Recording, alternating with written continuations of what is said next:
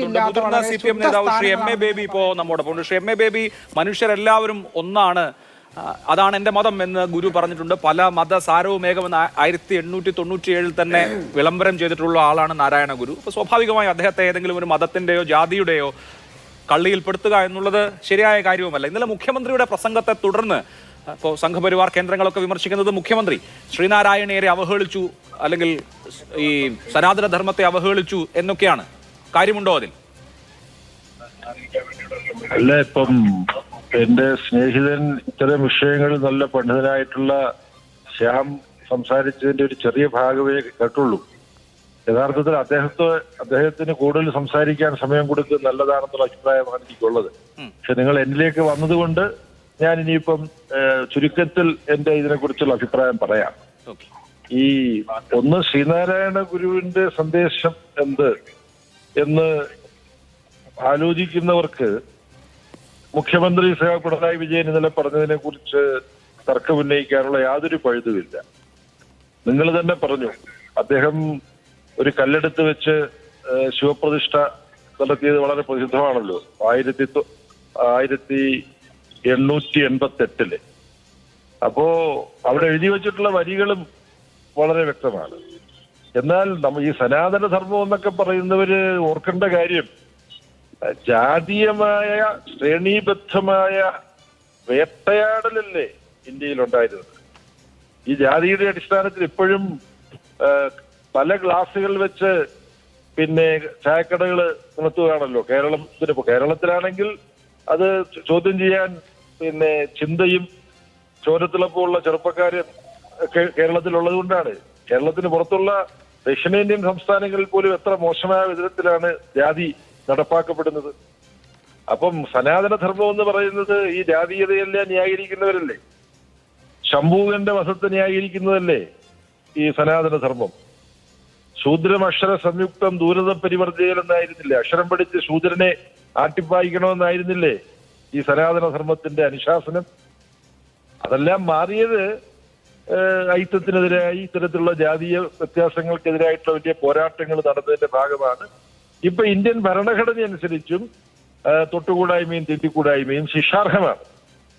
അപ്പൊ സനാതനധർമ്മം എന്ന് പറഞ്ഞ് വാദങ്ങൾ ഇത്തരം ജാതീയ അസമത്വങ്ങളെയും ജാതീയ അടിമത്വത്തെയും ഒക്കെ ന്യായീകരിക്കുന്ന ഒരു തരത്തിലും ആധുനിക സമൂഹത്തിന് അംഗീകരിക്കാൻ പറ്റുന്നതല്ല. പിന്നെ എല്ലാ കാലത്തും മാറ്റമില്ലാത്ത ധർമ്മം എന്ന സങ്കല്പം തന്നെ അശാസ്ത്രീയമാണ്. സനാതന ധർമ്മം എന്ന് പറഞ്ഞാൽ അതിന്റെ അർത്ഥം എന്താ? അങ്ങനെ എന്തെങ്കിലും ധർമ്മം ഉണ്ടോ? മനുഷ്യസ്നേഹം പോലുള്ള ധർമ്മങ്ങളുണ്ട്. അതല്ലാതെ ജാതിമത ആചാരങ്ങളെ ന്യായീകരിക്കാൻ വേണ്ടി സനാതന ധർമ്മവാദഗതികൾ ഉയർത്തുന്നത് ഒരിക്കലും അംഗീകരിക്കാൻ പറ്റുന്നതല്ല. ഇതിനകത്തെല്ലാം മാറ്റങ്ങൾ വന്നുകൊണ്ടിരിക്കുകയാണ്. പുതിയ മതങ്ങൾ ഉണ്ടാകുന്നുണ്ട്. മതങ്ങളെല്ലാം ഒരു കാലത്തുണ്ടായതല്ല. അക്ബർ ഒരു മതം കൊണ്ടുവരാൻ ഇസ്ലാം അടിച്ചേൽപ്പിക്കാനല്ല അക്ബർ തയ്യാറത്. ദിന്നില്ലാഹി എന്ന് പറഞ്ഞുകൊണ്ട് എല്ലാ മതങ്ങളിലെയും നല്ല മൂല്യങ്ങൾ ഉൾക്കൊള്ളിച്ചുകൊണ്ടൊരു പുതിയ മതം ഉണ്ടാക്കാൻ വേണ്ടി ശ്രമിച്ചു. ശ്രീനാരായണ ഗുരുവാണ് ഇക്കാര്യത്തിൽ ഏറ്റവും മഹത്തായ ആശയം മുന്നോട്ട് വെച്ചത്. നിങ്ങൾ തന്നെ പറഞ്ഞു, പല മതസാരവും ഏകമാണ്, ജാതിഭേദം മതദ്വേഷം ഏതുമില്ലാതെ സർവരും എന്ന് അദ്ദേഹം പറഞ്ഞു. അപ്പൊ അദ്ദേഹത്തിന്റെ ശിഷ്യൻ സഹോദരനെയപ്പം പറഞ്ഞു, ജാതി വേണ്ട, മതം വേണ്ട, ദൈവം വേണ്ട മനുഷ്യര്, എന്നാൽ വേണം ധർമ്മം, വേണം ധർമ്മം, വേണം ധർമ്മം യഥോചിതം എന്ന് പറഞ്ഞു. സനാതന ധർമ്മമല്ല വേണ്ടത്, യഥാർത്ഥ മനുഷ്യധർമ്മമാണ് വേണ്ടത്. ഇത് സഹോദരനെയപ്പം പറഞ്ഞത് ശരിയാണ് എന്നാണ് ശ്രീനാരായണ ഗുരുസ്വാമികൾ പറഞ്ഞത്. അപ്പൊ കുറച്ചും കൂടെ സമചിത്തതയോടുകൂടി ഈ കാര്യങ്ങളെ സമീപിക്കാനുള്ള ചിന്താപരമായ ധീരതയും അതുപോലെ തന്നെ സത്യസന്ധതയും നമുക്കുണ്ടാവണമെന്ന് എനിക്ക് ഇതിനെക്കുറിച്ച് പറയാം. ഇതിന്റെ ഒരു രാഷ്ട്രീയ വിവക്ഷ കൂടി ശ്രീ എം എ ബേബി, കഴിഞ്ഞ വർഷം ഇതേപോലെ സനാതന ധർമ്മം സംബന്ധിച്ചൊരു പരാമർശം തമിഴ്നാട് ഉപമുഖ്യമന്ത്രി ഉദയനിധി സ്റ്റാലിൻ നടത്തിയതിനെ തുടർന്ന് വലിയ തോതിലുള്ള റിയാക്ഷൻ ഉണ്ടായി. അതിപ്പോ ദക്ഷിണേന്ത്യയേക്കാൾ കൂടുതൽ ഉണ്ടായത് ഉത്തരേന്ത്യയിലാണ്. ഇപ്പൊ ഇന്ന് മുഖ്യമന്ത്രിയുടെ വാർത്താ സമ്മേളനത്തിൽ ഇംഗ്ലീഷിലുള്ള ചോദ്യങ്ങൾ ഒരുപക്ഷെ താങ്കളുടെ ശ്രദ്ധയിൽപ്പെട്ടോ എന്നറിയില്ല. ദേശീയ മാധ്യമങ്ങൾ മുഖ്യമന്ത്രിയിൽ നിന്ന് കമന്റ് പ്രതീക്ഷിക്കുന്നത് ഈ വിഷയത്തിലാണ്. അപ്പോൾ ഈ സനാതന ധർമ്മ ഡിബേറ്റ് ദേശവ്യാപകമായി നടക്കാൻ പോവുകയാണ്.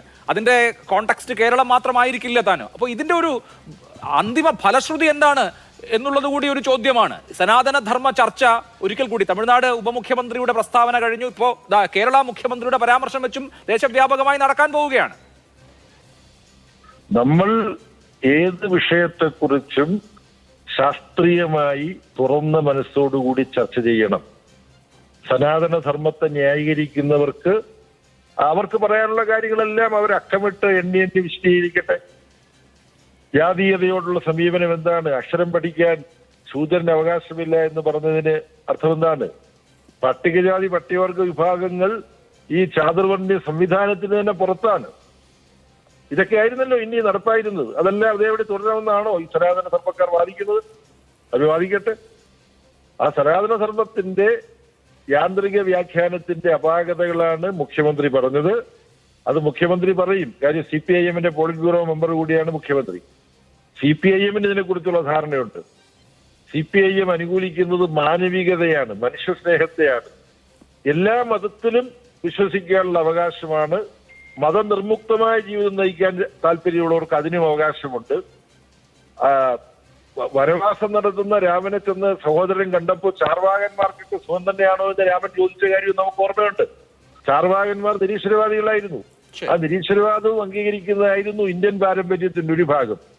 മറിച്ച് തപസ് ചെയ്ത ശംഭുവിനെ കൊന്ന രാമനെയും നമുക്ക് ഈ പുരാണങ്ങളിലും മറ്റും കാണാൻ കഴിയും. അപ്പൊ ഇതെല്ലാം സംബന്ധിച്ച ആരോഗ്യകരമായ തുറന്ന സംവാദം ഉണ്ടാവട്ടെ. തുറന്നെന്തെങ്കിലും പറയുമ്പോൾ അവരെ ഇന്ത്യൻ പാരമ്പര്യത്തെ അധിക്ഷേപിക്കുന്നവരാണ് എന്ന് പറഞ്ഞിട്ട് അട്ടഹസിച്ചിട്ട് ഒന്നും കാര്യമില്ല. അതൊന്നും വിലപ്പോകാൻ പോകുന്നില്ല. ശരി, അതൊരു ശരിയായ കാര്യമായിട്ട് എനിക്ക് തോന്നുന്നു. കാരണം 1924 ഗുരു സർവ്വമത സമ്മേളനം നടത്തുമ്പോൾ അദ്ദേഹവും പറഞ്ഞത് വാദിക്കാനും ജയിക്കാനുമല്ല, ഇത് അറിയാനും അറിയിക്കാനുമാണ് എന്നാണ്. അതുപോലെ ഈ മുഖ്യമന്ത്രിയുടെ 100 കൊല്ലം കഴിഞ്ഞ ശേഷം നടക്കുന്ന ഈ പ്രസംഗത്തെ തുടർന്നുണ്ടാവുന്ന ചർച്ചകളും വാദിക്കാനും ജയിക്കാനും എന്നുള്ളതിലുപരി അറിയാനും അറിയിക്കാനും ആവട്ടെ എന്ന് വിചാരിക്കാം.